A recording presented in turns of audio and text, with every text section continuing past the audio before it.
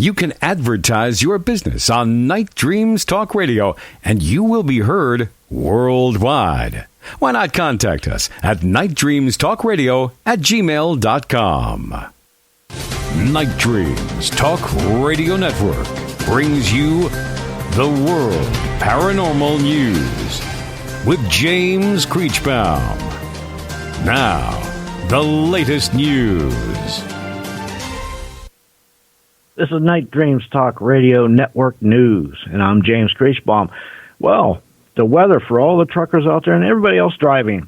There's wintry precipitation will impact travel over the next few days over a broad area. Some of the heaviest snow may fall from tonight into early Wednesday in the southern plains of West Texas and Oklahoma. Snowfall rates could exceed 1 inch per hour in the heaviest snow bands. Also, there was a record daily snowfall that fell yesterday in Salt Lake City of almost 9 inches, the biggest snowstorm of the season for the city. Some areas outside of Salt Lake got up to 19 inches of snow, and numerous accidents were reported on these roads nearby. Snow also moved through Denver yesterday, bringing up to 9 inches of snow just north of the city and up to a foot in the mountains. Snow is still falling in parts of Colorado. Strong thunderstorms to the south from eastern Texas to Tennessee, with damaging severe winds of up to 60 miles an hour. On Wednesday, as the storm system redevelops in the south, heavy snow is expected from western and northern Texas into Oklahoma and into Missouri, and some areas, including Oklahoma City, Tulsa, and St. Louis, could see half of a foot of snow. To the east, heavy rain and severe storms are expected from New Orleans, Louisiana, to Birmingham, Alabama, where damaging winds and a few tornadoes are possible, so be careful out there. The hollow moon theory. Is the moon an artificial satellite? Well, providing us with beautiful eclipses, changing tides, and hopefully a future staging point for missions to Mars and beyond. But when we start to look at the moon under a closer lens, a number of aberrant characteristics suggest that it might be hollow and that there may be a secret moon base. NASA International intentionally crash-landed the Apollo 12 module, as well as the S-4B rocket setting, off an explosive force equivalent to nearly 12 tons of TNT. What they found was that the moon rings like a bell, reverberating sometimes for hours at a time. When astronauts attempted to drill into the craters, they were barely able to penetrate the surface, discovering processed metals like brass, mica, and pure titanium. There's been a few UFO sightings recently. Here's one that just came in. This solid disc-shaped object was seen and filmed in the sky above Leeds, UK, on the 2nd of February, 2020. Here's the witness report.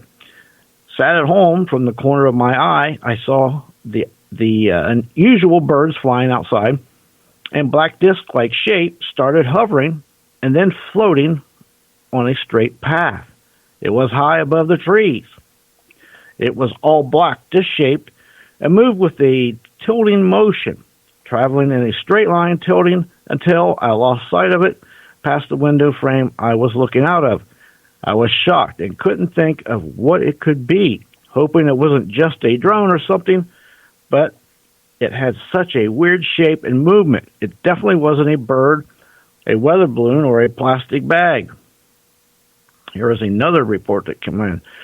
Triangle UFO video over Schenectady, New York, and this was on January 30th.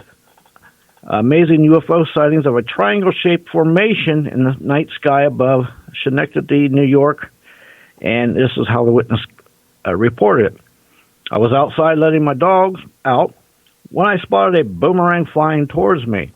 What grabbed my attention was that one green light blinking on the wing and a red one blinking next to it on the same side. It flew over my head. I did not have my phone on me, but my wife did. As we got video, the red and green light stopped, and it blinked banked west and slowly disappeared. Well, Seattle breaks record with rain on 30 days in a month. With yet another rainy day and other days to come, Seattle has now notched a measurable rain on 28 of 31 days, and that was for the month of January, tying the record for most days in a month with measurable rain, with 28 days of rain in January of 2006 and 1953. Here is a truck driver's report. This goes out to all the truck drivers out there. It's a paranormal event that a truck driver had, and it goes something like this, in his words. There's a country road out by Joplin, Missouri, and on this road, one can see a light. They call it the spook light. It's very eerie to see, and they say it's the ghost of soldiers who battle there, and I've heard tales that it is where UFOs come into our atmosphere. I drove down this road. The animals weren't in the woods where they belong. They were all out in the ditches. Strange. When I saw the lights in the distance, it was an old glow that made your hair stand on end. Goosebumps. Radio static made me never want to go down this road again. Next news break, top of the hour.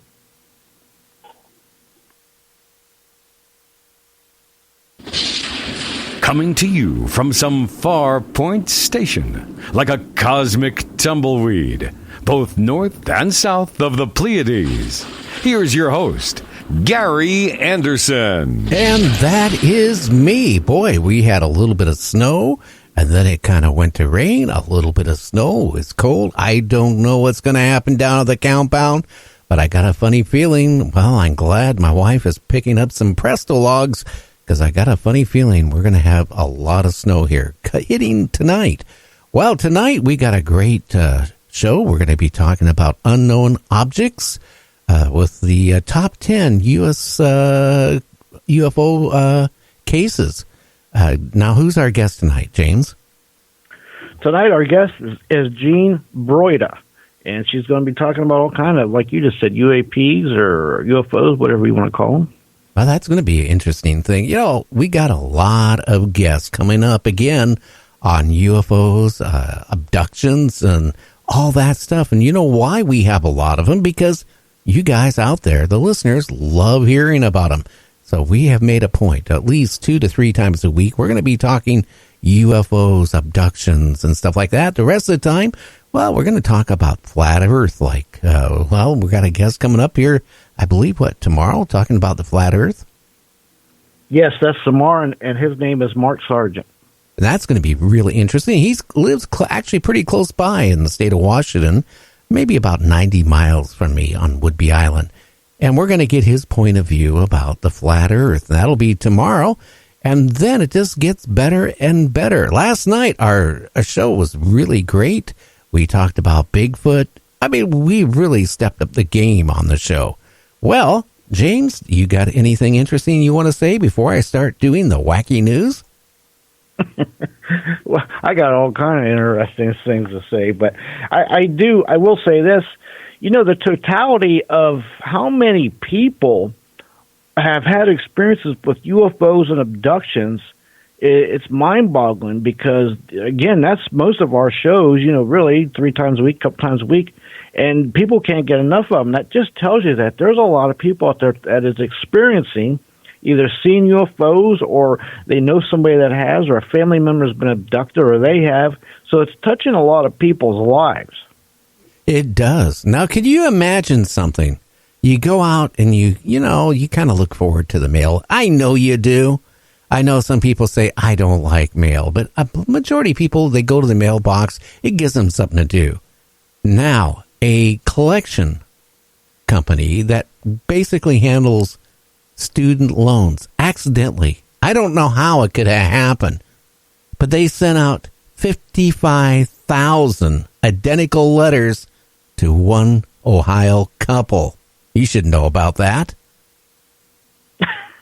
I do know this much. That is some severe harassment right there. Are you kidding me? Wow.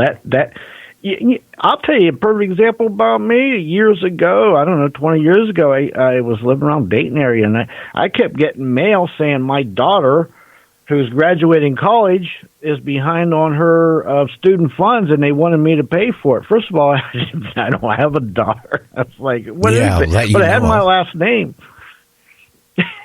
That was weird. But could you imagine? This takes it to the max. 55,000, not 5,500, not 500 or 550, but 55,000. Now, I don't know who ever worked in that company. You know, how much paper were they loading in, and they didn't realize that the same letter was printed out, both the envelope and the letter? 55,000 is a crazy amount of, of the same letter. I am so shocked. They didn't catch. No, well, you're interrupting me. You're overwalking me. Oh. Cool it, Jude. Okay, now listen. 55,000 of the same letter. Now, could you imagine how many trucks, number one, would have to come and deliver the mail to the guy's house? And their mailbox isn't going to handle 55,000 of these collection letters, let alone figure out the postage on that. That would have cost for the paper, the envelope, the postage, at least $25,000 that this collection agency spent to send these letters out to harass this person. Number one, they got a perfect harassment case, regardless if it was a mistake or not. I mean, you can go to court on that with 55,000 letters saying, hey, they 55,000 times they've sent a demand for me to pay. Well, I think they got a good case, let alone maybe they didn't even owe $55,000 or $25,000, but to get 55,000 letters breaks the record of any bill collector I ever heard of. Now you can talk, James. Yeah, it breaks that shatters the record. That's got to be a Guinness record, but yeah, just the weight of all them letters has got to really add up. And like you said, the amount that they paid for the envelopes, well, probably self-stamped, but the cost to pay the people to process these envelopes and mail them out, all told total, is just mind-boggling. But my goodness, 55,000 letters of all the same letter to the one guy, that is just, you would think that somebody there has got to see these coming by somewhere, and once you see the same name at least 10 times, not to mention 55,000, red flag might pop up. Well, it's all done automated. The computer tells it to print out, right? But somehow there was a glitch, and it printed out 55,000, demand letters, collection letters. Crazy. I mean, put it this way. I don't think they had 55,000 sheets of paper handy and 55,000 envelopes. This scares me because if one person got it, how many other people maybe got 55,000 letters? I don't even know how this collection agency can stay in business. They're going to have to even go out and try to collect more money to pay for the postage. But you know what? The post office probably loves them because, the post office is losing money. But, gee, they're not getting much mail. But you know what? This collection agency made, the day for the U.S. Post Office. I mean, 55,000 letters. I mean, hey, that was a little boost into the economy for the post office. Yeah, somebody was actually busy. That's another thing. Whoever was at the post office, somebody's got to physically hand sort them in the mail department. And to see 55,000 of the same person, boy, they must be thinking, what is this all about? Because no matter how much you owe somebody for how long,